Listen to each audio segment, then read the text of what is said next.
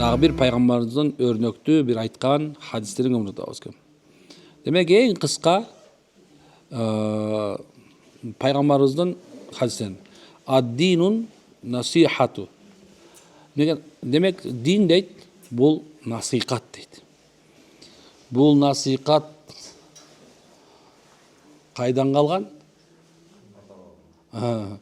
Өзү насихат деген сөздү аябай мындай көңүл бурушубуз керек тургандар. Биздин динибиз как точный наука дейт. Же дагы бир нерсе түшүндүрөйүнбү?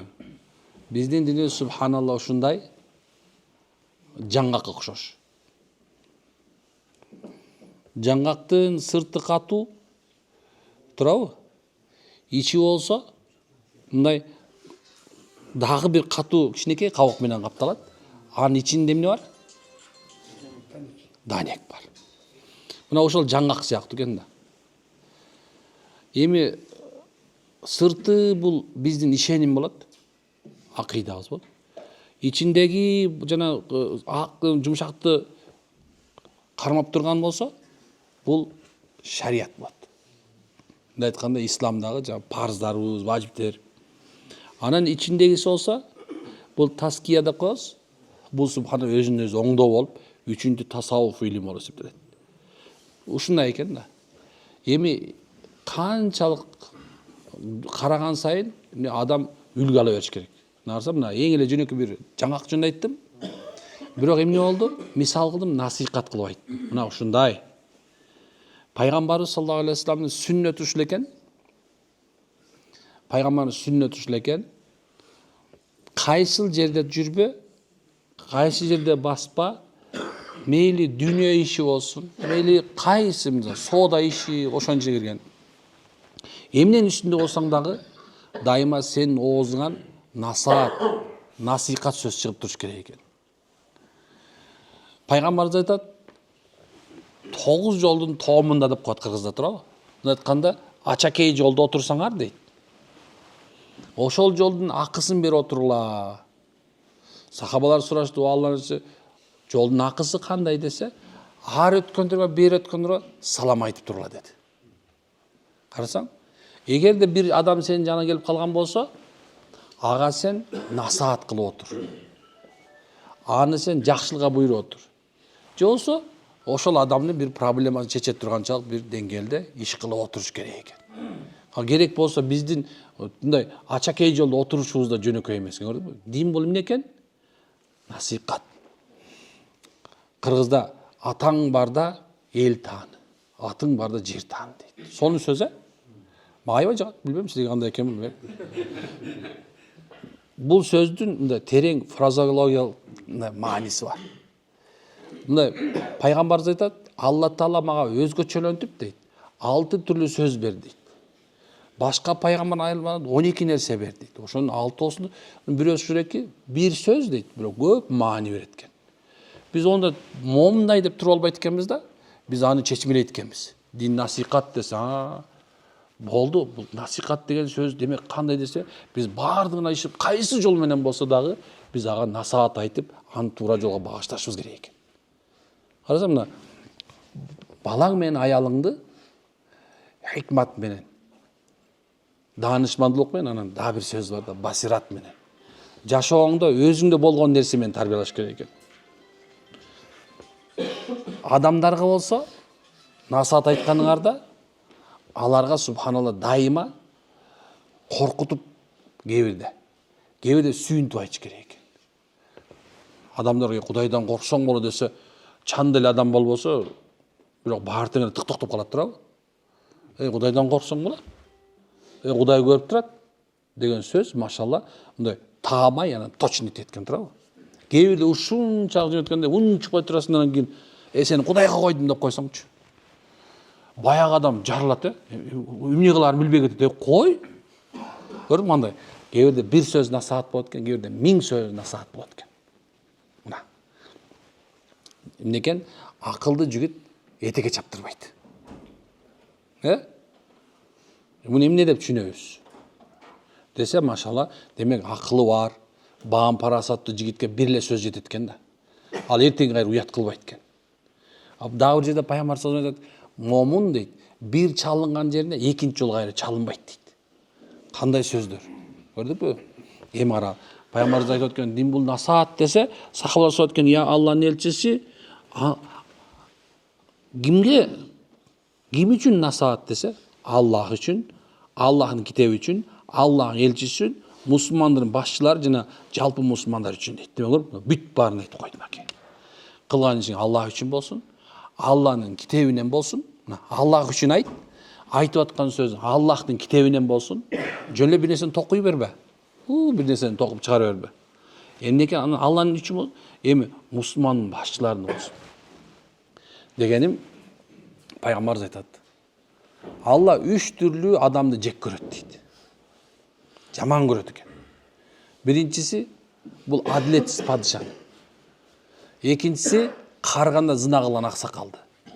Үчүнчүсү эмне эле? Жо. Я.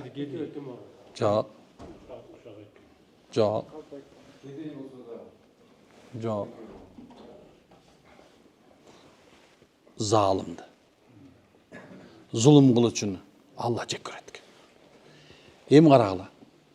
Дагы айтып турган нерсе, 3 түрлүү адамдын дуасы сөзсүз кабыл болот. Биринчиси субханалла, адилеттүү падышанын, экинчиси фазилеттүү аксакалдын, үчүнчүсү зулум чеккен адамдын. Демек, эмнеде айтып атабыз бул жерде айтып турган нерсе? Демек, субхан ошол мусулмандын башчысы дагы адилеттүү болушу шарт болду. Эми ошого биз айтып турушубуз керек экен. Эгерде сен айта албасаң, анда ага дуа кылып туруш керек экен. Биздин мазхаб ушул экен. Мисалы карасак, мына азыркы мезгилде биздин ажабыз эмне кылып атат? Динге баардык жагынан чектөө койбостон өзлөрү мечит, өзлөрү медресе салып турабы? Эми биз эмне кылышыбыз керек? Дуа кылабыз, ey Алла. Мындан да имандуу кыл эми. Күч жагын кармаган биздин элдик генерал эмне кылып атат? Ал да субханалла биякчанан балдар менен канча деген нерсени кылып. Кайрылма бизде баягыда үй бүлөсү менен келип, бул жерде бир жаш балабызга үй салып берип кетти. Ким кылат ey? Телефонда карап туруп интернеттен карабыз эле, эмне экен ошол жерде бар экен, көрдү мына өзүнүн кичинекей бир баласы келип, ушул жерде 1 ай жүрүптүр, 1 айдын ичинде үй салып берип койду. Эмне деш керек эми? Демек субханалла биз аларга дуа кылышыбыз керек экен. Дагы көбөйтсүн. Ошон карап турган карапайларын карап туруп дуаларын кылсын. Бул насихат кылганда тил менен бар экен, дил менен бар экен, аны экен? Дуа. Насихат. Андан кийин мусулмандар үчүн. Мына көчөдө бир кыз менен бир жигит кармашып бартат. Мына сен эгиңде сакалың бар. Мына сакалың бар. Сакалга ак киргендер эмне кылыш керек? Насаат айтыш керек. Эгерде сакалың ак кирген бир адам, көчөдөгү субханалла ар бир адамга насаат айткан акысы бар шариятта. Анын даражасы ушундай болгон себебинен.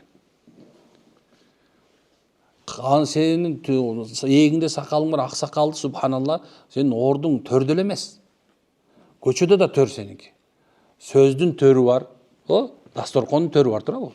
Демек ак сакал сөздүн дагы, төрдүн дагы ак сакал болуп эсептеле берет. Мынакей.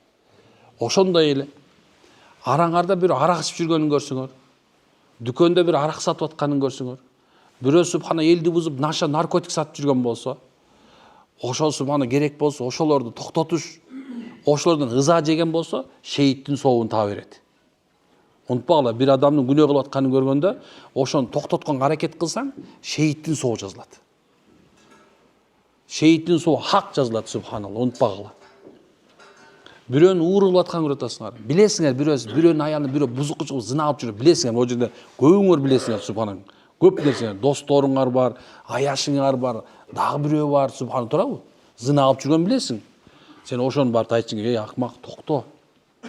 Бул насихаттын эмне хикмат менен, басират менен, илим менен, билим менен, акыл менен, парасат менен бүт тарабынан машалла насихат кылыш керек. Мисалы мен бул жерде отурам, азыр мен өзүмдүн акыман кутулуп атам азыр. Үммет алдында кутулуп атам. Анткени себеп, эгерде биз айтпай кое турган болсокчу, башка бир айтпай турган болсо, эртең коом толугу менен бузулуп кетиши мүмкүн. Биз айтышыбыз керек, эркек эркек менен кошулуш арам, бул бачабаздык күнөө. Будан субханалла, эркек аял менен аялдын жүрүшү бул күнөө, арам, болбойт. Бул Алланын баласы элге түшөт. Процент бербе, алба. Субханалла, бири-бириңе зулумдук кылбагыла, бири-бириңе сонун жанагындай бир баскынчылык кылбагыла деп биз айтпай турганбыз болбойт. Адамдарды Алла көрүп турат, кылган амалыңар Алла көрүп турат дебесе, эгер мен айтпай кое турган болсом болбойт. Турабы? Же болобу? Молда кыяматта биринчи бар го, тозок.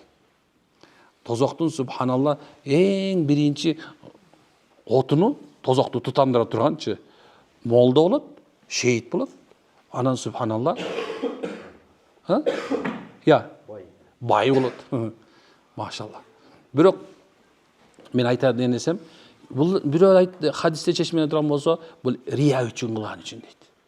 Бирок дагы бир нерсе бар. Ошо аалым билип туруп, эмне экен? Зулумдугунан, дагы бирөөнүн баскынчылыгынан, же бирөөнүн дүйнөсүнө жагынуу менен айтпай кое турган болсо, мына ошолор дагы бар ичинде. Мына ушундай. Түшүндүкпү дин насаат экен? Демек, машалла, аялыңа насаат кылгын. Балаңа насаат кылгын. Келиниңе насаат кылгын. Кызыңа насаат кылгын. Тайэжеңе насаат кылгын. Таекеңе насаат кылгын. Керек болсо, акылы жок чоң атаң болсо, ошого да насаат кылыш керек.